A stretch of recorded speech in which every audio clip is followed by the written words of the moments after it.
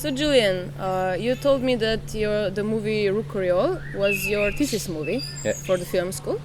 Maybe you tell me something about how you got this idea of shooting the movie? Yeah, so it was my final thesis film for a master degree of documentary filmmaking, and I arrived in Marseille. It's a city I don't know. I'm not from Marseille, but I was living like just a few, like 200 meters behind this street, and I was discovering the city and discovering this street, and like I told you, I was not before. I was not especially interested in prostitution issue or transsexual issues, but I get very curious of this very particular street. Also because it's like a weird street because it seems to be a street of the past, but in the same time it is under reconstruction. So there is kind of weird temporality, and I was curious about this, and of course about the women who are working there. So I started to make my project in this street. Yeah. So how did you approach to it? How long did it take for the women maybe to get used to it? How did you choose who is going to be the protagonist in your movie? If you tell us a little bit about that. Yeah, but we were lucky because our master degree, it was a 2 years master degree, so we have the opportunity to spend a whole year like preparing the project, writing the project, being with the people. So I spent like the whole first year going like almost every single day in the streets, so the people can know me. So they can at first recognize me as somebody of the neighborhood, and then we can start to have a relationship, and so they can start to trust me. And I used this whole year I never bought the camera, and it was a whole year to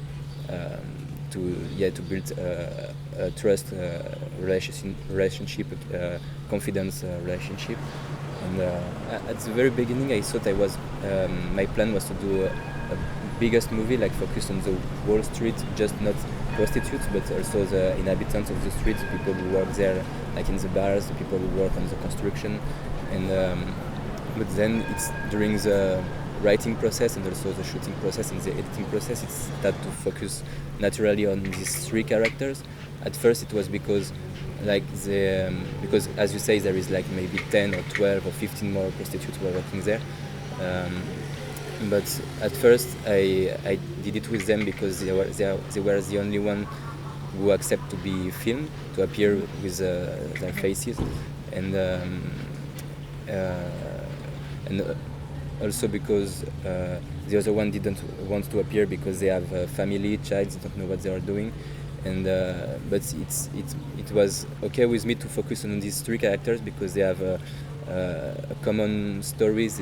The three of them come from French Polynesia. They immigrate in France to have this sex change operation, and like all the process naturally converged to focus on these three characters. And at the end, it was not just because they accept to be filmed, but because they have a story, a common story, and yeah, that's why. So did they? How long were you? You said that you were on the street half a year before, just meeting the people, getting them to know you. So they seem very relaxed in the movie, talking with you. So how did you get this personal like relationship with them? Yeah. How did you? Jamais j'aurais pu imaginer qu'un jour j'allais y être dans cette rue. On la voit bien, la rue Curiol qui arrive jusqu'à la plaine ici. Voilà. Et à cette époque-là, vous aviez quel âge? Eh bien, à cette époque-là, j'avais 35 ans au moins, j'ai 58 ans, et puis voilà, tu fais ton calcul. Ça va. Yeah, I could have this relationship because I was so lucky to have this whole year to prepare it. So if I have just a few months and I immediately told them that I was a student film and I wanted to do a movie, they would say no. But I have the opportunity to ask them after knowing each other for a long months. So that's why we have this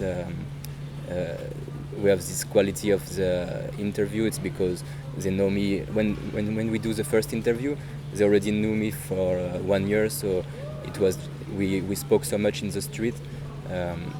So for them it was more or less as we were speaking in the street, like kind of friends.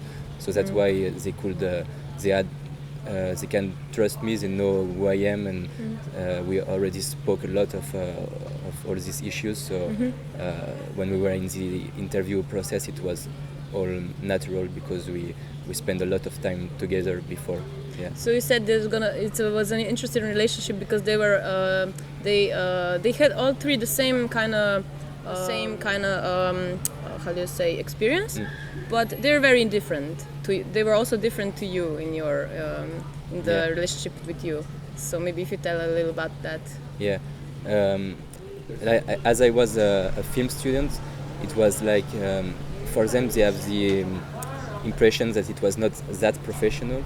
So some of them were like thinking more like they are helping me to have a good mark for my exam or my exercise. So the fact that I was young and I was not like a professional, it's helped me to to make them accept all this process, and that they were not that impressed by doing a documentary film. You didn't scare them. No. In a way.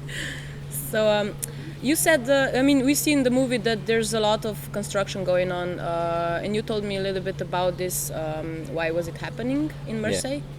What was happening at that time? Yeah, I was shooting the movie at the end of 2012, and in 2013, so the year after, Marseille was going to become the capital of culture, European capital of culture. So the whole city center was under kind of reconstruction, because like in France, Marseille have a kind of a bad reputation, like kind of messy cities, dirty city, dangerous city.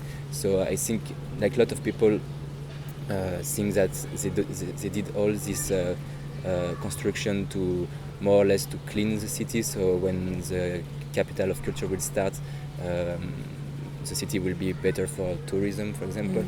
And so I think that the construction will appear in the street is kind of part of it. But in the beginning, I was like, my main idea is that they were doing this construction to clean the street and to make the prostitute leave. But then when I was doing the film and when I was listening to the characters, I understood that even without this construction, the prostitute should leave anyway, because like as they say in the movies, every prostitute who are working there are at least 50 years old. They are here for decades and decades. And but this construction was interesting in the movie to formally show this change and the end of this street and the end of the activity of this women. Yeah. So this is actually the movie that's kind of saying this is the end of the era of the Rue Curiol as it was for people of Marseille. How do the inhabitants of the street, the other ones, what is their relationship with the women that are working, the sex workers? I think the global relationship is okay. That the prostitutes are here for, like I said, like for decades, since the 80s more or less. So they make part of the street, and people are okay with this, and a lot of people also help them, or everybody say hello. They speak in the street. There is no tension with this, and it's make part of the history of the street, even if it is almost finished. It's yes, the global atmosphere is a neighborhood atmosphere. Yeah. So after you finished the movie, did you show it to was it Josephine and to Toya and Dominique? Yeah, they saw it and they were like they liked it, and I think they were also kind of proud of what they could say in the movie and what they could show in the movie.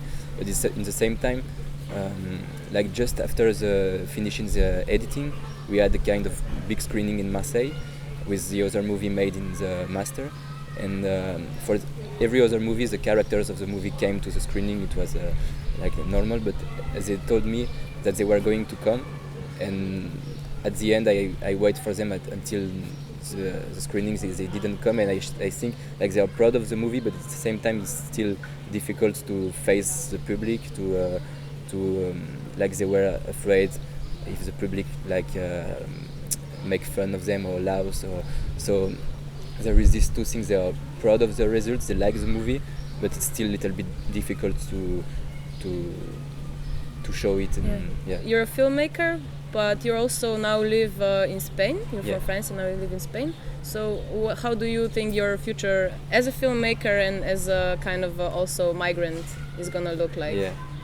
What's your plans? My plan is like to cross fingers to become a filmmaker and to keep doing movies. And for the moment I have a project. We should be in Montreal in Canada, because after doing this movie I spent 6 months in Montreal, and like I'm starting with this idea, starting to prepare it, and I hope I will be able to do it. Yeah. Well, I wish you good luck. Yeah, and thank you for the Q&A. Okay, thank you.